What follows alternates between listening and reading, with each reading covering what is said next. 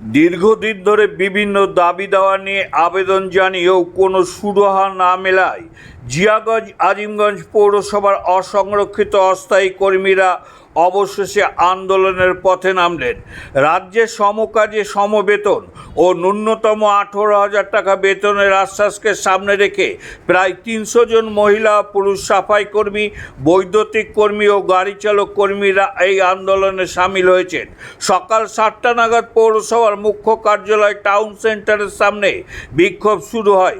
পরে একটি প্রতিবাদ মিছিল জিয়াগঞ্জ নেতাজি মোড় থেকে ফুলতলা বাসস্ট্যান্ড পর্যন্ত গিয়ে পুনরায় টাউন সেন্টারে ফিরে আসে। কর্মীদের মূল দাবিগুলির মধ্যে রয়েছে সামাজিক ও স্বাস্থ্য সুরক্ষা, সাপ্তাহিক একদিন ছুটি, অস্থায়ী কর্মীদের স্থায়ীকরণ এবং নির্দিষ্ট ন্যূনতম বেতন চালু করা। আন্দোলনের খবর পেয়ে ঘটনাস্থলে পৌরসভার এক্সিকিউটিভ অফিসার উপপৌরপিতা পৌঁছে কর্মীদের দাবি দেওয়া শোনেন এবং নিয়ম অনুযায়ী দ্রুত সমাধানের আশ্বাস দেন। তবে কর্মীদের বক্তব্য, দীর্ঘদিন ধরে শুধু প্রতিশ্রুতি মিলেছে, বাস্তবে কোনো পরিবর্তন হয়নি। তাই দাবি পূরণ না হওয়া পর্যন্ত আন্দোলন চালিয়ে যাওয়ার সিদ্ধান্ত নিয়েছেন তারা। প্রয়োজনে বৃহত্তর আন্দোলন ও কর্মবিরতির পথে হাঁটার হুঁশিয়ারি দিয়েছেন আন্দোলনকারীরা। প্রবাহ সংবাদ, জিয়াগঞ্জ আজিমগঞ্জ থেকে প্রশান্ত সাহার রিপোর্ট। বেতন বাড়ে না, আমাদের কমসে কম আমাদের দাবি আছে 15,000 বেতন করবে। আমাদের মাসে ঝাঁটা দেয় না, 3 মাস 4 মাস পর ঝাঁটা দেয়, তারপরে ছুটি দেয় না। যা আমাদের স্বামী, কারি মা, কারি বাবা, কারি স্বামী মারা গিয়েছে, আমারও স্বামী মারা গিয়েছে।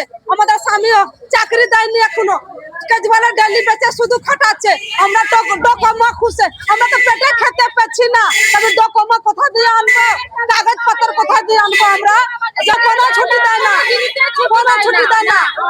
আমাদের 12 মাস কাজ, আমরা 12 মাসই কাজ করি, কোনো ছুটি আমরা আজ হয়ে গেল, আমাদের 3-4 বছর হয়ে গেল। আমরা আমার স্বামীর মরা হয়ে গেল 15-16 বছর, তবে দেখে বলে খাটাচ্ছে, চাকরি দেয়নি, চাকরি দেয়নি। আর ডেলি বেচে পড়াশোনা স্টাফ, ঝাঁটা দিয়ে স্টাফ আমরা। একদিন আমার নাম নুরি হরিজন। আপনারা কি চাইছেন? আমাদের চাইছে আমাদের বেতন বাড়াবে, আমাদের দাবি বেতন বাড়াবে। আমরা 5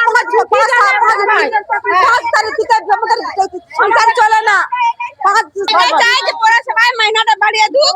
আমরা একটাই দাবি, ছুটি ছুটি চাই, একটা ছুটি পাই না। আমরা ছুটি হয় না, একটা ছুটি না, আমাদের সরকারি একটা ছুটি না। আমরা মাসে 4টা ছুটি চাই। আমাদের গায়ত্রী হরিজন। বলবো, এরা এই যে আমাদের বাচ্চারা যারা রাস্তা ঝাড় দেয়, ড্রেন পরিষ্কার করে, এরা কিন্তু খেতে পাচ্ছে না।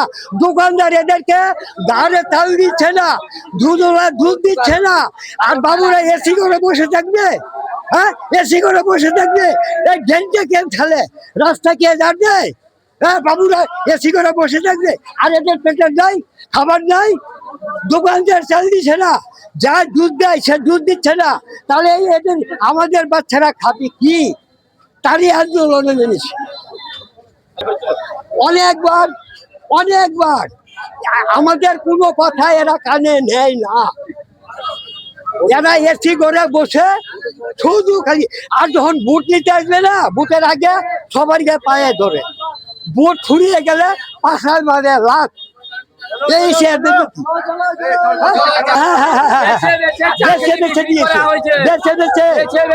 চাকরি বিক্রি করেছে, পয়সা নিয়ে চাকরি হরিণগঞ্জের চাকরি বাবুদেরকে দিয়েছে 3 লাখ টাকা দিয়ে।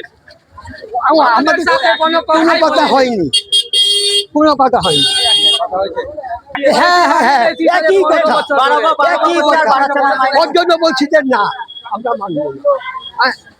আমার নাম হচ্ছে গৌরাঙ্গ মল্লিক, জিয়াগঞ্জ পৌরসভার অস্থায়ী কর্মচারী আর মোটর মেকানিক। ইলেকট্রিকের পৌরসভায় যত মোটর আছে সব মোটর আমি নিজে বাদে আমি নিজেই চালাই, আমি নিজেই মিস্ত্রি, নিজেই অপারেটর।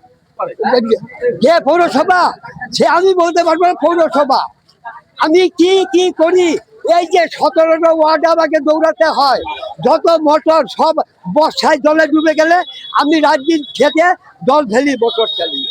অথচ আমার কথাটা কেউ শুনে না। অনির্দিষ্টকালের জন্য আমাদের দাবি যতক্ষণ না মানবে অনির্দিষ্টকালের জন্য পৌরসভা বন্ধ থাকবে। আমরা নামলাম রাস্তায়, অনির্দিষ্টকালের জন্য রাস্তায় নামলাম। বাচ্চারা খেতে পাচ্ছে না, দোকানদার চাল দিচ্ছে না, আর বাবুরা এসি করে বসে থাকবে না।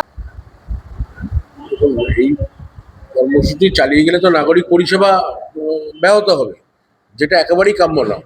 সেই জন্য আমি ওনার কাছে অনুরোধ করেছি, আমরা ওনাদের বেতন বৃদ্ধির ব্যাপারটি সহানুভূতির সঙ্গে দেখছি, অবশ্যই কিছু ব্যবস্থা হবে।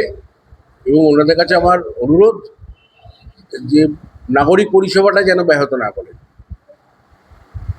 এটা ব্যাপারটা হচ্ছে এই ক্যাজুয়াল ওয়ার্কারদের জন্য যে টাকা আমরা পাই, যে 202 টাকা করে পাবে, যেটা সত্যি অনেক কম। তাও মিউনিসিপ্যালিটি থেকে অনেককেই একটু কাজের বেসিসে অনেক লোককেই টাকা বাড়ানো হয়েছে। কেউ 220, 230, এমনকি 300 টাকা পর্যন্ত রেট করে দেওয়া হয়েছে।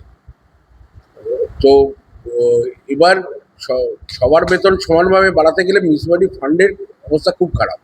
ছোট মিউনিসিপ্যালিটি বেশি আমাদের রোজগার নেই, যে টাকাটা এক্সট্রা গভর্নমেন্ট যেটা দিচ্ছে তারপরে যে এক্সট্রা টাকাটা সেটা পুরো মিউনিসিপ্যালিটি থেকেই দিতে হয়।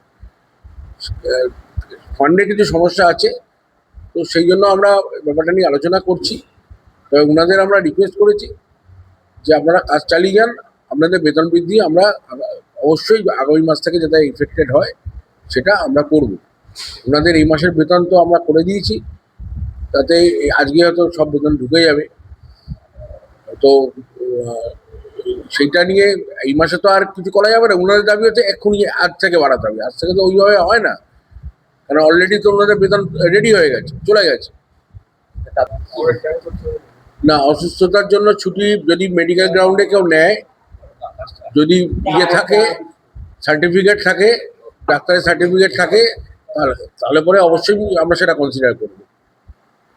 আর এমনি এগুলো তো actually no work no pay.